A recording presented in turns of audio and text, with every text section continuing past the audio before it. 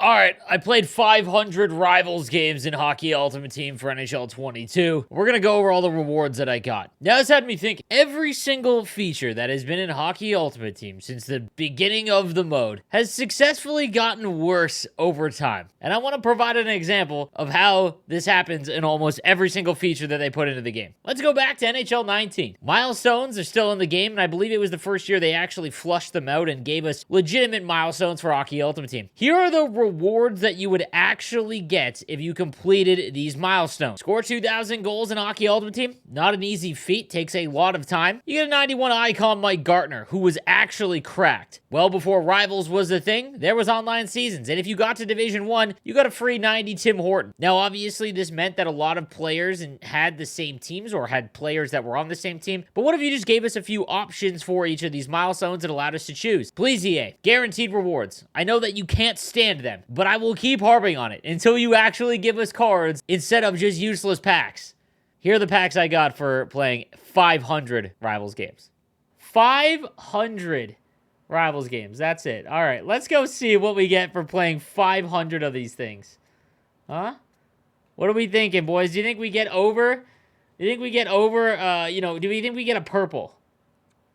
How many purples, dude? Here we go. The Jumbo Elite Pack. Here we go. 81 Lafreniere. Stastny. Come on. Zubov. We love that. Duncan Keith. Cole Caulfield. 31. Eller. Dallas Stars. Penguins. Kincaid. 11. Zach Sanford. Bang! Justin Schultz. Okay. Stevenson. Rasmus Anderson. 500 big ones. The Golden Knights, the Blackhawks, and a celebration. We're dancing. Okay, that's one of the packs you get for playing 500 games. Let's go with number 2. It's an ultimate pack. It's a good one. Here we go. Voracek. Gensel. Yandel. Come on, purple. Atkinson.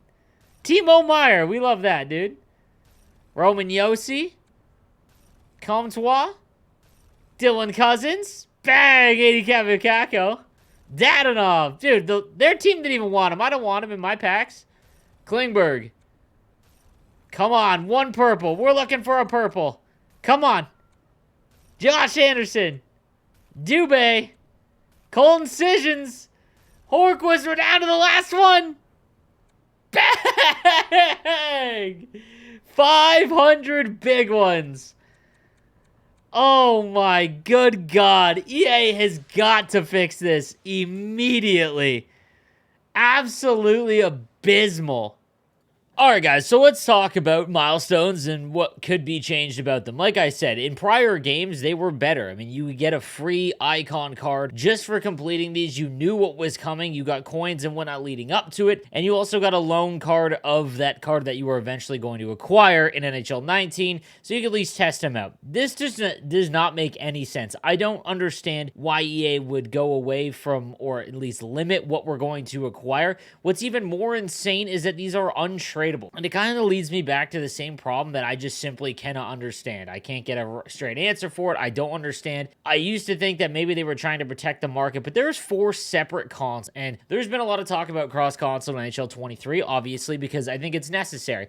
But I think what's even more necessary, and again, leave your comments down below, you can find a game when you search Rivals or Hut Champs. Now, if you're in the absolute 1.1% of the player base, it's going to be awfully difficult. The better you are, the harder it is to find a game. And at the very, very top end, we're talking GWC qualifiers. There's times where you search for 20 minutes and you can't find a game because your rating is so high. But the majority of the player base, it isn't like that. You can still find a game. Obviously, it doesn't match the same skill all the time because there just isn't that many people on each console. However, I've always thought that that is the most important thing to add into NHL. Would be cross-console fixes everything, or at least allows them to fix everything. But if they're not going to put new modes or anything else inside of NHL 23 with cross console, then all we've got is more players on the same game. And to be honest, it probably just leads to a whole other issue with desyncing or something. I have no faith that it'll work 100%. That being said, I think across market, now seeing what happened with NHL 22 and how there's 4 separate markets, I think that 100% is more important than cross console actually being a thing. Like, if you could only have one, would you choose cross market or would you choose cross console? Because no matter what,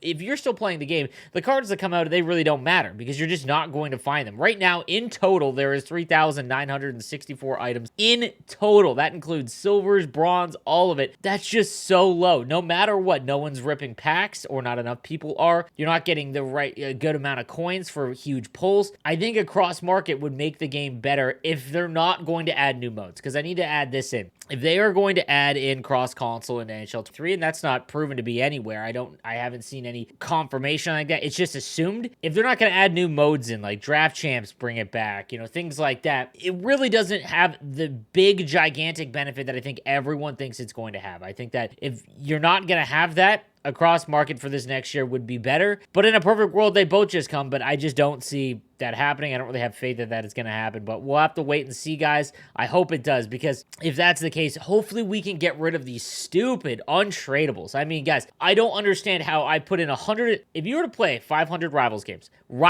not HUT champ, okay? 500 rivals games at 15 minutes on average. That includes quit outs, things like that. 15 minutes on average. It's longer, but I mean, like I said, at 15 would probably be a safe bet. That's 125 hours. And you saw what I got for 125 hours of my time, and I bet you 95% of you guys are getting the exact same thing. So it's absurd to me. Let me know what you think in the comment section down below in terms of the cross console thing. Maybe I'm wrong, but I just think that now seeing what happens, the market, if you want to build a theme team, guys, good luck. There's just no hope on that. So let me know what you think, guys. I'll see you next time. Have a good one.